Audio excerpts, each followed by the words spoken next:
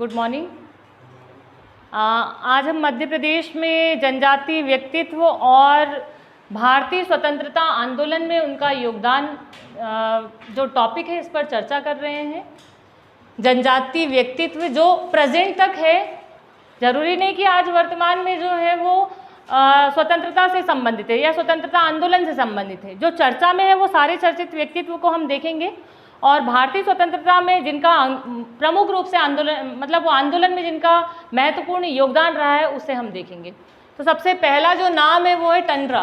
टंडरा टांटिया भील का ही नाम है। इनके दो नाम है टंडरा के, एक तो टांटिया भील और टंडरा। इन्हें टंटिया मामा के नाम से भी जाना जाता है ना।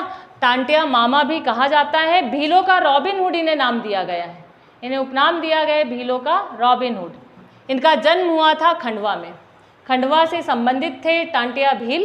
टांटिया भील जो है इन्हें रॉबिन हुड उपनाम दिया गया है भारत का, और भीलों का रॉबिन हुड किसे कहा जाता है? टांटिया भील को। इन्हें हम इसलिए देख रहे हैं टांटिया भील को क्योंकि बहुत फेमस है इंदौर का पाताल पानी रेलवे स्टेशन, दूसरा यहाँ का भंवर कुआं चौराहा। मध्य प्रदेश सरकार के द्वारा दोनों के नाम बदले गए और दोनों के नाम किसके नाम पर रखे गए? टंटिया भील के नाम पर रखे गए। हमारे मध्य प्रदेश में इनके नाम से योजना भी आरंभ हुई है ना। तो इनके नाम से स्वरोजगार योजना आरंभ की गई 6 सितंबर 2022 को। कहाँ से संबंधित है टांटिया भील? खंडवा से संबंधित है और दो जगह के नाम बदले गए। दोनों जगह कहाँ पर है? इंदौर में है। ये दोनों पाताल पानी रेलवे स्टेशन भी इंदौर में है और भंवर कुआं चौराहा भी कहाँ पर है? इंदौर में। दोनों के नाम बदलकर इनके नाम पर रखे गए। भारत का रॉबिन हुड इन्हें कहा जाता है टांटिया भील को। इसके बाद अगला नाम हम देखते हैं रानी कमलापति।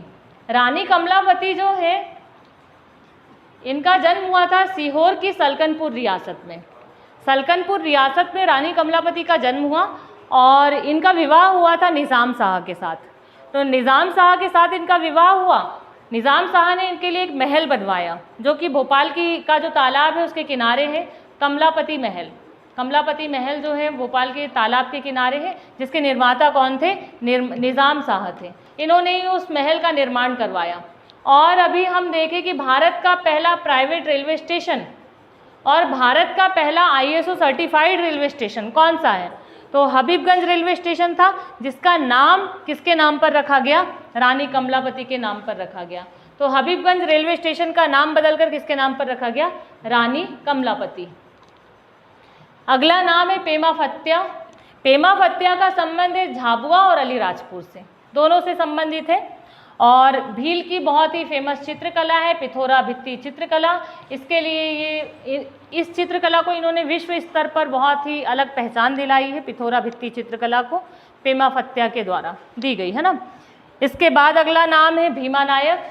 भीमा नायक और खाज्या नायक दोनों मतलब ये इनकी टोली में तो वो शामिल हो गए थे आकर। खाज्या नायक दोनों ने इन्होंने अम्बापानी के युद्ध में भाग लिया जो 1857 में हुआ था।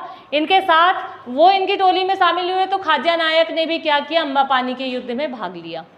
साथ में 1857 की क्रांति में भी इनका योगदान रहा है, भीमा नायक का और खाज्या नायक का, दोनों का। भीमा नायक का जन्म हुआ था बड़वानी रियासत में और खाज्या नायक सांगली गांव जो कि निमाड़ का है वहाँ से संबंधित थे।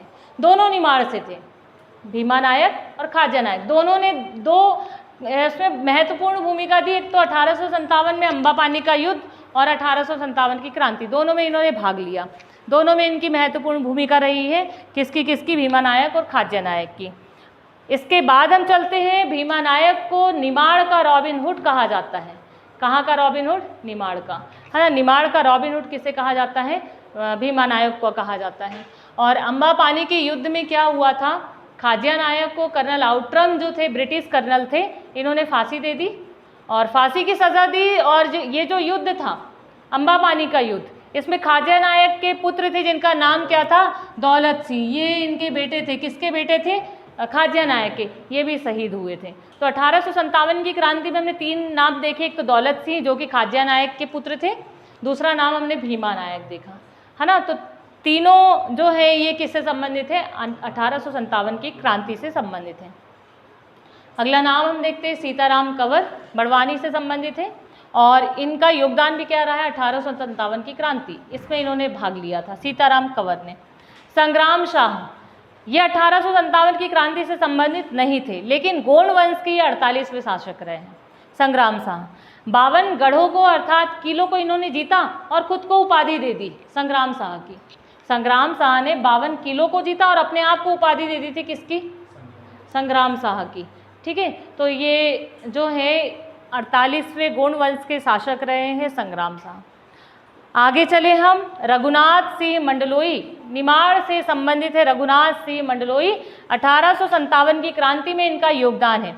देखिए 1857 की क्रांति से संबंधित है रघुनाथ सिंह मंडलोई, सीताराम कंवर, दौलत सिंह, खाज्या नायक, भीमा नायक। ये मैंने कुछ नाम बताए आपको जो 1857 की क्रांति से संबंधित है। अगला नाम बहुत ही महत्वपूर्ण है, शंकर शाह और रघुनाथ शाह।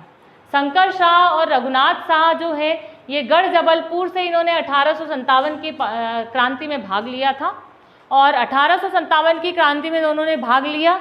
इन्होंने एक मतलब भारत के लिए, देशभक्ति के लिए भावपूर्ण एक कविता लिखी, जिसके कारण अंग्रेजों ने दोनों को, ये इनके बेटे थे शंकर शाह के, रघुनाथ शाह, शंकर शाह के पुत्र थे कौन? रघुनाथ शाह, रानी दुर्गावती के वंशज, दोनों रानी दुर्गावती के वंशज थे।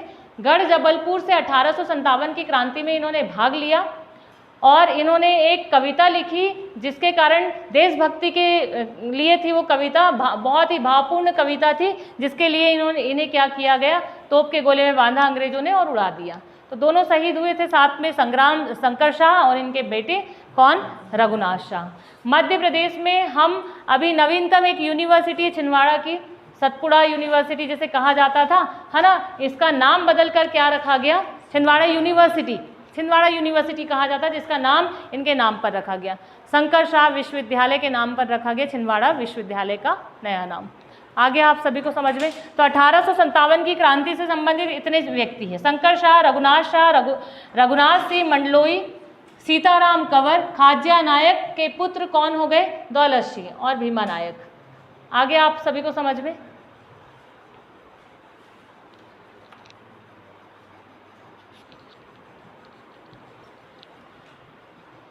रानी फूल कुंवर सिंह, फूल कुंवर सिंह जो है अभी हमने पढ़ा शंकर शाह, राजा शंकर शाह की पत्नी थी, है ना, राजा शंकर शाह की पत्नी गढ़मंडला की रानी थी। इन्होंने भी 1857 की क्रांति में भाग लिया था। तो शंकर शाह ने भी लिया और 1857 की क्रांति में किसने भाग लिया? गढ़मंडला की रानी फूल कुंवर सिंह के द्वारा भी 1857 की क्रांति में भाग लिया गया था। अभी थोड़ी देर पहले हमने यहाँ देखे शंकर शाह और उनके बेटे कौन थे? रघुनाथ शाह। दोनों ने गढ़ जबलपुर से 1857 की क्रांति में भाग लिया, है ना, रानी दुर्गावती के वंशज रहे हैं और उनकी पत्नी शंकर शाह की कौन थी?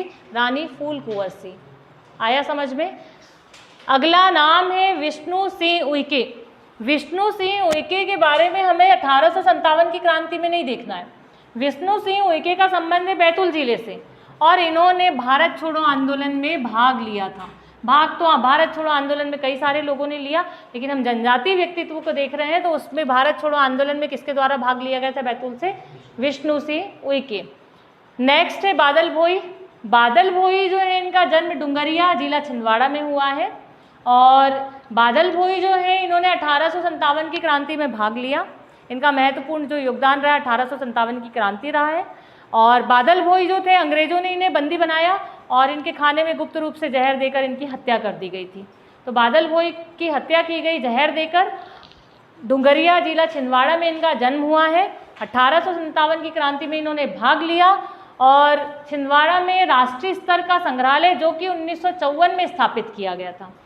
1954 में राष्ट्रीय स्तर के संग्रहालय की स्थापना की गई जिसका नाम क्या रखा गया?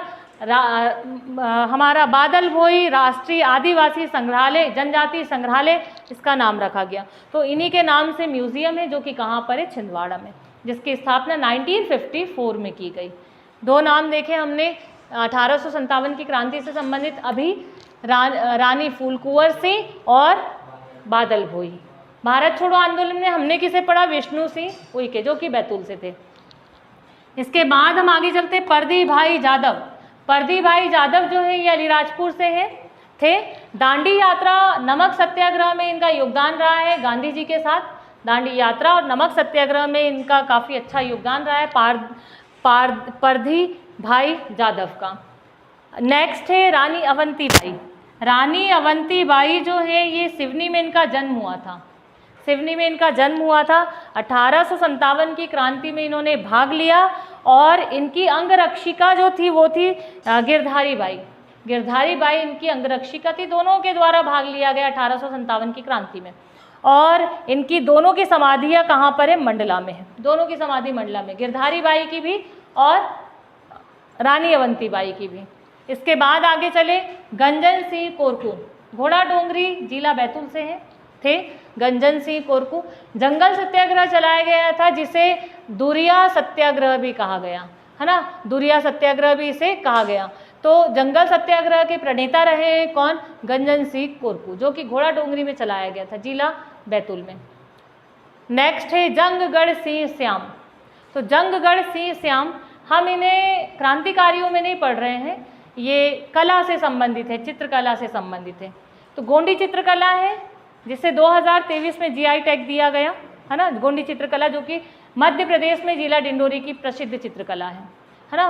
तो जीआई टैग किसे दिया गया 2023 में? डिंडोरी की गोंडी चित्रकला को दिया गया। उसी गोंडी चित्रकला को सर्वप्रथम कागज और कैनवास पर किसने बनाया था? उस पर कागज और कैनवास का प्रयोग किया था गोंडी चित्रकला के लिए किसने?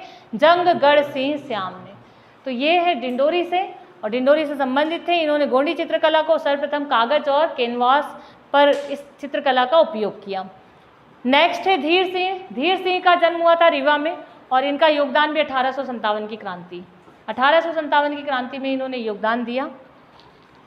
अमृतलाल विट्ठल दास ठक्कर, जिन्हें ठक्कर बापा उपनाम दिया गया है।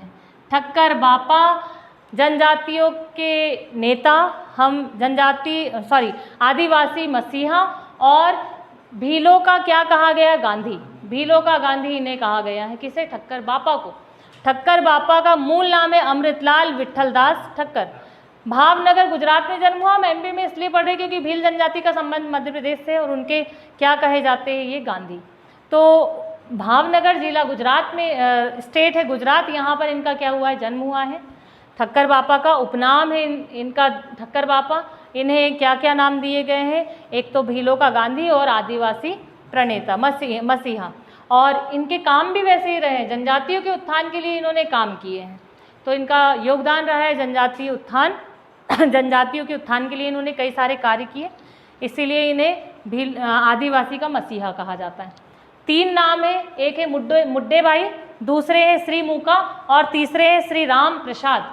तीनों का संबंध है टुरिया सत्याग्रह से, जो कि सिवनी में चलाया गया था। हमारा जो मध्य प्रदेश का जिला है सिवनी, यहाँ पर टुरिया सत्याग्रह चलाया गया था, जिसके प्रणेता कौन कौन है? मुड्डे भाई, श्री मूका और श्री राम प्रसाद।